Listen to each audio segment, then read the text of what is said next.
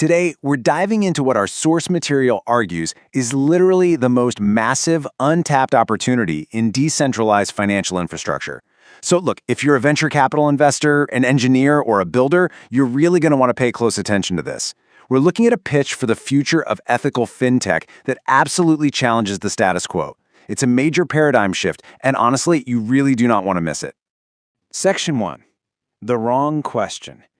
Let's talk about a trap that communities, venture capitalists, and even brilliant developers just keep falling into when looking at modern financial tech. You know, the trap usually begins with this one extremely familiar question. Is Bitcoin halal? Our sources point out how every few months this exact same debate just resurfaces. People ask, hey, is this token permissible? What does the scholar say? Now, don't get me wrong, permissibility absolutely matters, but this repetitive debate is completely dominating the conversation. It kind of paralyzes us, you know? It keeps us arguing in circles while the actual technology is just rapidly moving forward without us. So, we need to make a seriously uncomfortable pivot here. We have to move from endlessly debating permissibility to actually building the technology. We're spending so much energy arguing about existing tech, basically asking if we're allowed to use what someone else built, that we're completely forgetting to create our own alternatives. We've got to shift our mindset from just being passive consumers of financial tech to becoming the active architects of it. Section 2. The decentralized alignment. Let's shift our focus away from specific tokens for just a second and look at the broader picture. Let's think about crypto's true core value. We're talking no middlemen, no exploitative banks, entirely transparent systems, and open financial access. Traditional banking, well, it deliberately excludes people, leaving them incredibly frustrated. But these decentralized principles, they aim to solve that exact frustration. They're literally designed to strip away the exploitation and democratize finance for everyone. And here's the major paradigm shift. Islam has been advocating for these exact principles for 1,400 years. Yeah, you heard that right. Those quote-unquote modern decentralized goals, fairness, removing middlemen, transparency, they perfectly align with a 1,400-year-old established ethical framework.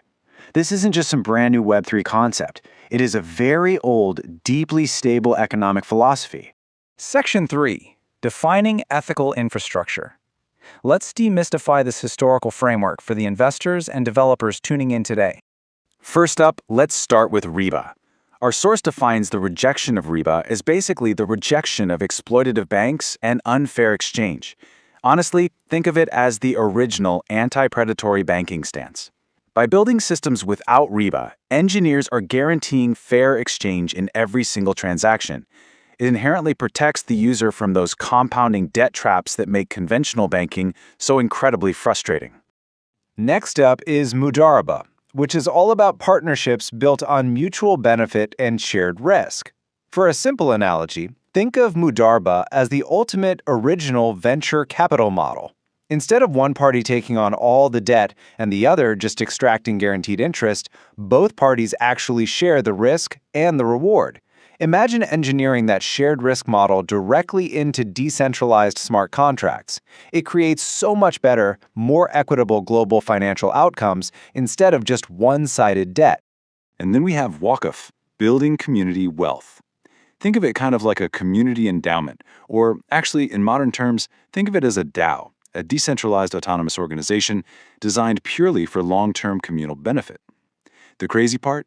The operational framework for community wealth generation already exists. We just stopped building with it. The tools are literally right there, waiting to be coded into our modern infrastructure. Section 4. The 1.8 billion market. Okay, so we have this incredibly robust ethical framework, but what about the market? VCs, this is where it gets really compelling. 1.8 billion. That is the sheer scale of the global Muslim population today. For venture capitalists backing startups, this is a massive, completely untapped, total addressable market for ethical fintech. I mean, the economic potential waiting for tools built on these values is absolutely staggering. When we actually dig into this market profile, what do we see? We're seeing a rapidly growing middle class, a massive digitally native youth population, and most importantly, a group that is deeply, deeply financially frustrated with conventional banking. Serving this digitally native middle class doesn't just solve a massive pain point, it creates incredible long-term financial stability for any startup that manages to get the infrastructure right. But, and this is absolutely crucial, as the source material reminds us, that is not just a market, that is a responsibility. We really have to frame this massive demographic not just as a profitable user base, but as an essential service. There is a moral duty here to build tools that serve people fairly, giving them the financial access they need without forcing them to compromise their values. Yet here is the current totally frustrating disconnect. The source calls out that when Islamic fintech startups actually do emerge, investors are just super slow to back them. And on the flip side, when ethical developers build these tools, communities are slow to adopt them.